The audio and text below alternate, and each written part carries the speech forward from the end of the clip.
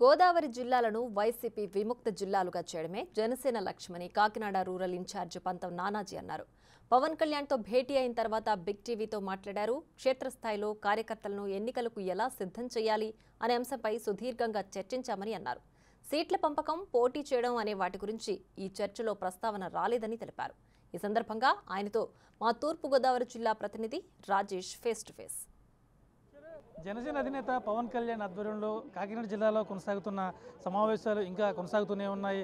నియోజకవర్గ ఇన్ఛార్జీలు ఒక్కొక్కరిగా ఆయనతో వ్యక్తిగతంగా భేటీ అయ్యి వస్తున్నారు. వారి అభిప్రాయాలు ఏంటో తెలుసుకునే ప్రయత్నం చేద్దాం. ప్రస్తుతం మనతో కాకినాడ రూరల్ అభ్యర్థి పంతం నానాజీ గారు మనతో ఉన్నారు. ఆయన అడిగి ఈ చర్చలో ఏం చర్చించుకున్నారు, అసలు అంటే ఎంతవరకు వచ్చినాయి, ఏ విషయాలపై సుదీర్ఘంగా మాట్లాడుకున్నారో తెలుసుకునే ప్రయత్నం చేద్దాం. సార్ చెప్పండి, ఏంటి ఈ రోజు ఉదయం నుంచి కూడా ఒక్కొక్కరిగా 1-to-1 సమావేశాలు జరుపుకుంటూ వస్తారు. మీ వరకు వచ్చేసరికి ఏ విషయం మీద ఎక్కువగా టాపిక్ జరిగింది?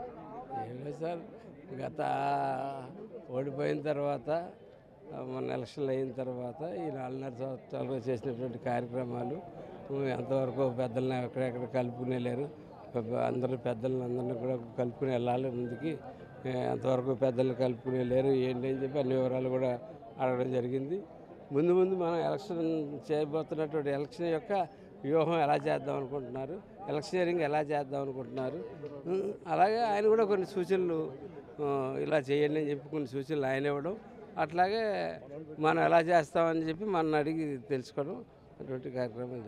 పొత్తుల్లో భాగంగా సీటు మీదనే కావచ్చు, టీడీపీదనే కావచ్చు, ఒకవేళ మీతో స్థానిక టీడీపీ నాయకత్వం ఎలాగుంది, ఉమ్మడి కార్యాచరణ ఏమైనా సిద్ధం చేశారా? సార్, స్థానిక టీడీపీ కార్యకర్తలు నాయకులతో కలిసే మేము తిరుగుతూనే ఉన్నాం. సత్యబాబు గారు అవ్వచ్చు, నలుగురు వెంకటేశ్వరరావు, బాబా గారు, దాస్ గారు, ఇంకా అనేక మంది అందరితో కలిసి ప్రచారం చేస్తూ ఉన్నాం. చాలా సున్నితంగా స్మూత్గానే జరుగుతూ ఉంది. ఎందుకంటే మా అందరూ ఏకైక లక్ష్యం ఏంటంటే వైసీపీ విముక్త ఉభయ గోదావరి జిల్లాలు చెయ్యాలన్నది మా ప్రధానమైన లక్ష్యంగా పెట్టుకుని ఉన్నాం. దాని మీద భేషజాలకు పోదలుచుకోలేదు, అందరూ కలిసి ప్రయాణం చేస్తాం. ఉన్న 19 కాన్స్టిట్యున్సీలో పొత్తు అంటేనే కొన్ని సీట్లు కోల్పోవాల్సి వస్తుంది. అటువంటిప్పుడు జనసేన పార్టీ ఎలా స్వీకరిస్తుంది అనే విషయం? తప్పకుండా సార్, పొత్తు అన్న తర్వాత కొన్ని సీట్లు కోల్పోవాల్సి వస్తుంది. మీరే అంటున్నారు, ఖచ్చితంగా పొత్తు అన్న తర్వాత జనసేన పార్టీ కోల్పోతుంది, తెలుగుదేశం పార్టీ కూడా కోల్పోతుంది.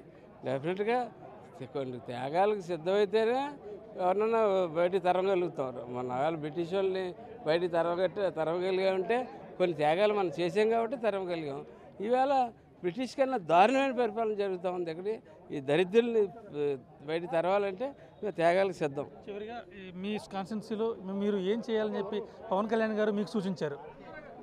ఎలక్షనీరింగ్ ప్రతి చోట సరే, ప్రతి వార్డుని, ప్రతి సామాజిక వర్గాన్ని, ప్రతి ఒక్కరిని కూడా పెద్దలను అందరినీ కలిసి మద్దతు కోరుకున్నారు. అవసరమైతే ఆయన కూడా లైన్లోకి వచ్చి ఆ వ్యక్తి స్థాయిని బట్టి ఆయన కూడా లైన్లోకి వచ్చి మాట్లాడతానన్నారు. ప్రతి ఒక్కరితోటి ముందుకు తీసుకొస్తారన్నారు. మొత్తం చూసుకుంటే వైసీపీ విముక్త గోదావరి జిల్లాలుగా ఉండాలని చెప్పి పవన్ కళ్యాణ్ కోరుకుంటున్నారు. అందులో భాగంగానే అన్ని సామాజిక వర్గాలని కలుపుకుని ముందుకు వెళ్ళాలి, అవసరమైతే తాను రంగంలో దిగుతానని చెప్పి ఒక స్పష్టమైన హామీ ఇచ్చినట్లుగా పంతం నానాజీ చెప్తారు. కెమెరామెన్ రవిశంకర్తో రాజేష్, బిగ్ టీవీ, కాకినాడ జిల్లా.